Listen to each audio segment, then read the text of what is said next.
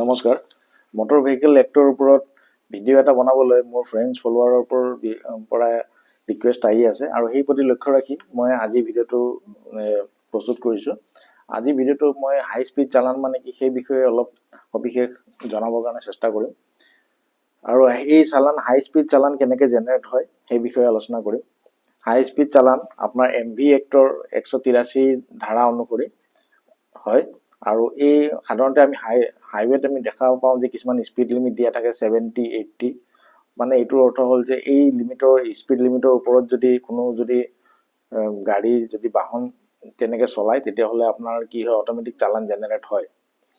হাইৱেত আপোনাৰ সাধাৰণতে 70 পৰা 80 স্পীড লিমিট আৰু এক্সপ্ৰেছ হাইৱেত 100 পৰা 120 স্পীড লিমিট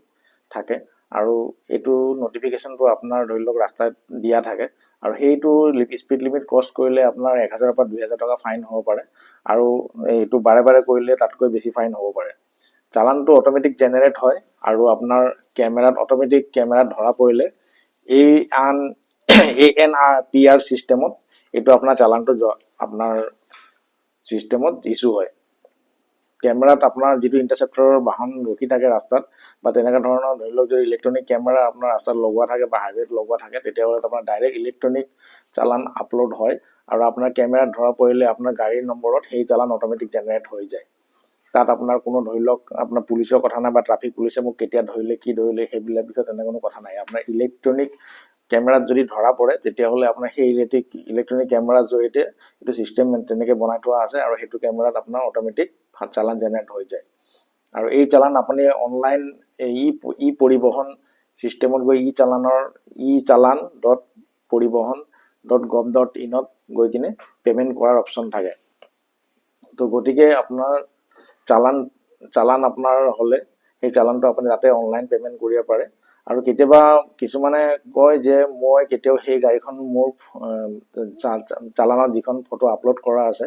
বা সেইখনো মোৰ নহয় বা তেনেকুৱা টাইপৰ মই কোনো স্পীডত মই যোৱাও নাই, তেতিয়াহ'লে আপোনাৰ অনলাইনত আপোনাৰ সেই পৰিবহণতে চালান পৰিবহণতে ডিছপিউট অপশ্যন এটা আছে আৰু তাতে গৈ আপোনাৰ কমপ্লেইন লজ কৰিব পাৰে আৰু আপুনি যদি তাতে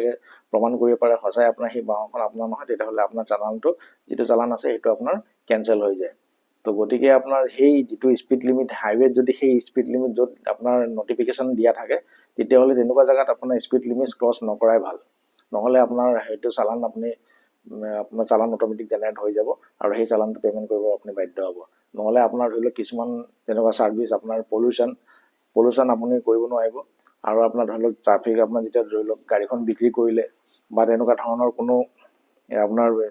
গাড়ীৰ বিষয়ে যিকোনো ধৰণৰ কামৰ কাৰণে আপোনাৰ সেই চালানটো আগত পে'মেণ্ট কৰি ল'ব লাগিব, তাৰপিছতে আপোনাৰ গাড়ীৰ কামখিনি আগবাঢ়িব। যেনে ধৰি লওক ৰেজিষ্ট্ৰেশ্যন ট্ৰান্সফাৰ তেনেকুৱা ধৰণৰ কামবিলাক আপোনাৰ ৰখি যাব। তো গতিকে আপোনাৰ স্পীড লিমিট ক্ৰছ নকৰাই ভাল আৰু আপোনাৰ সুৰক্ষাও কাৰণেও বহুত দৰকাৰী। তো গতিকে সেইটো কাৰণে আপোনাৰ যিটো আপোনাৰ স্পীড লিমিট হাইৱেত যিটো ইনষ্ট্ৰাকশ্যন দিয়া থাকে সেইটো ফ'ল' কৰিলেই ভাল।